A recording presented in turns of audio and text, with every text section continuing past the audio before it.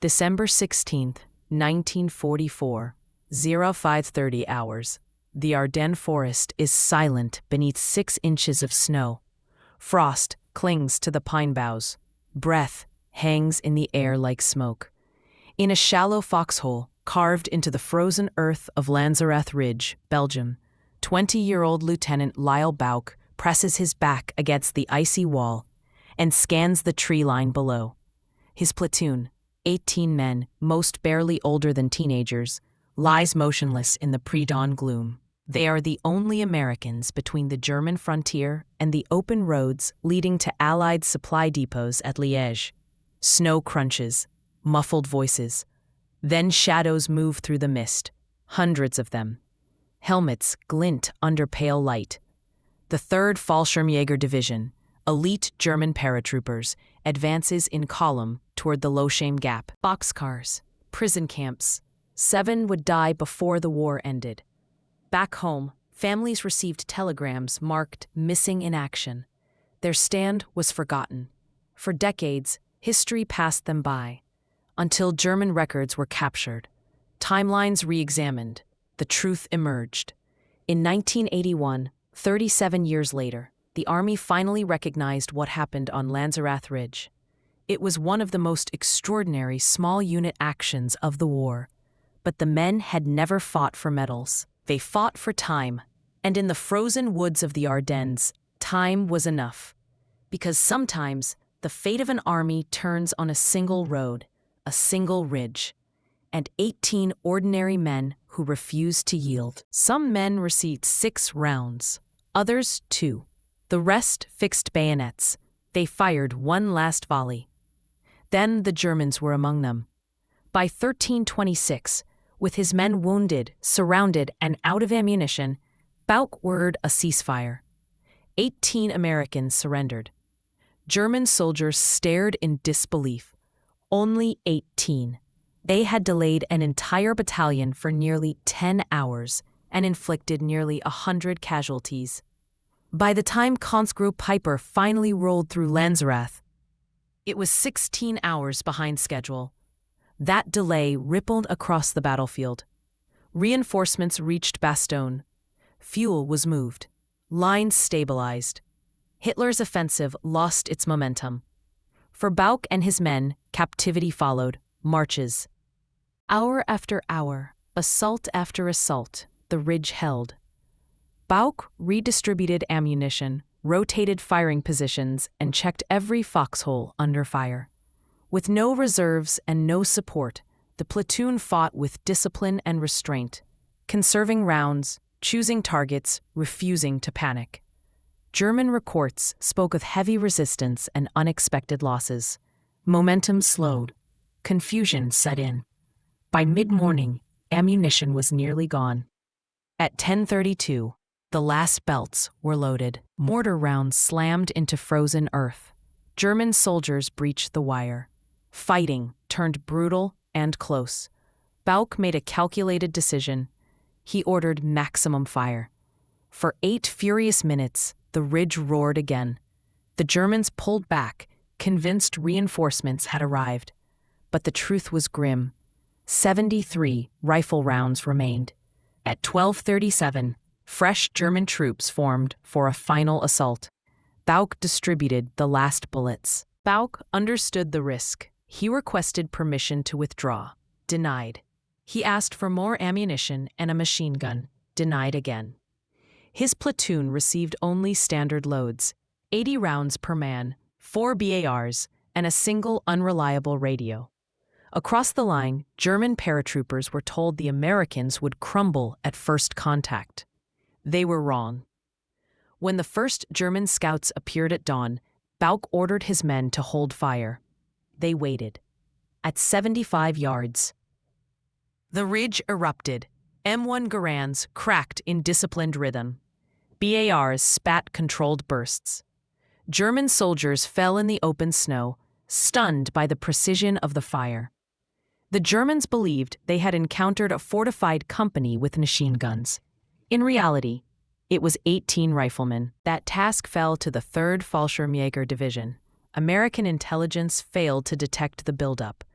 Intercepts hinted at activity, but Allied commanders dismissed the warnings, convinced Germany lacked the fuel and manpower for a major offensive.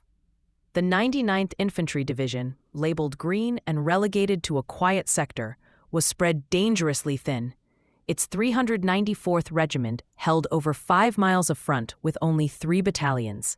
The INR platoon, meant to scout and withdraw, was instead fixed in place on Lanzerath Ridge, covering a gap that should have been defended by hundreds. But at 05:30 on December 16th, the forest began to whisper with boots, engines, and the low murmur of men who believed they were about to win the war in one final desperate stroke. The strategic importance of the Losheim Gap cannot be overstated. German planners knew that if their panzers were to reach the Meuse and Antwerp, this passage had to be cleared by dawn on the first day of the offensive. Assigned to lead the northern thrust was the 6th Panzer Army. Within it, Kampfgruppe Piper, 4,800 men and over 100 armored vehicles, was designated the spearhead. But armor could not move until infantry secured the roads ahead.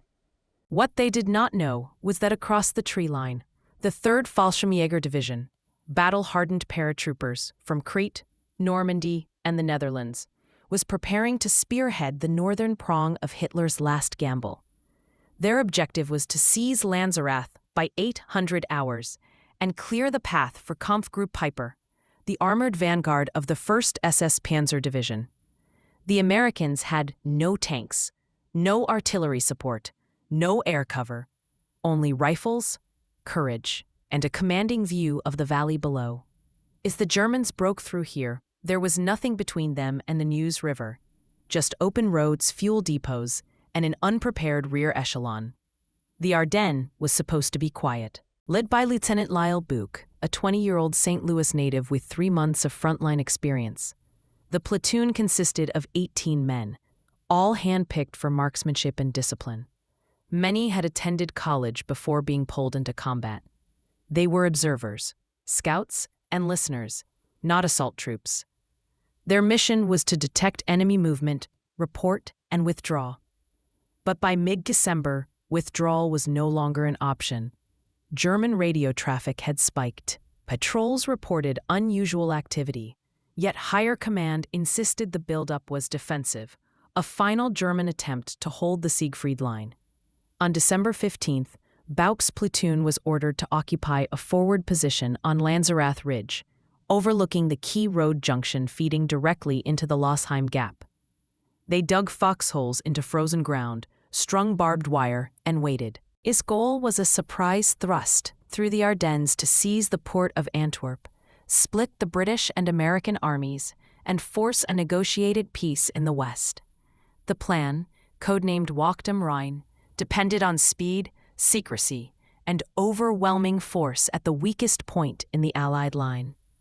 That point was the Losheim Gap, a narrow corridor between the twin villages of Lanzerath and Buchholz. It was one of the few routes capable of supporting heavy armored traffic through the forest.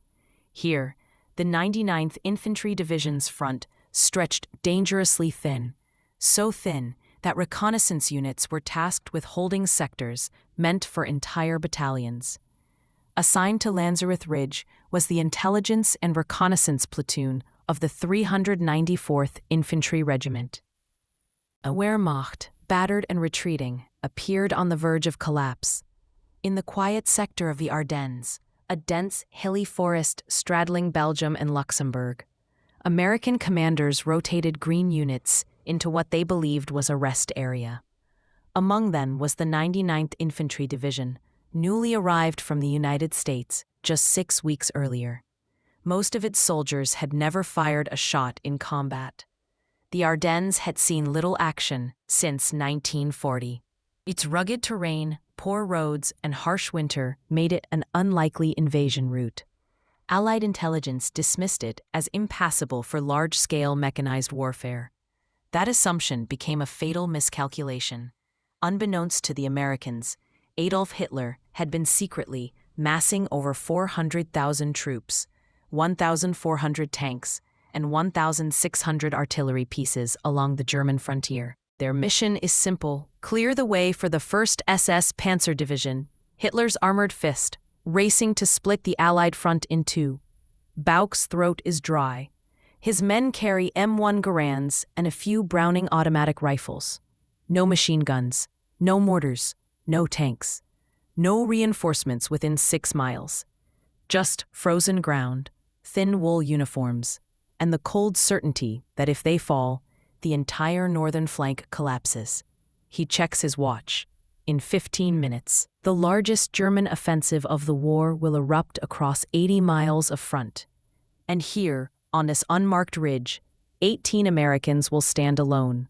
By December 1944, the war in Europe seemed all but decided. Allied forces had liberated Paris, pushed through Belgium, and stood at Germany's western threshold.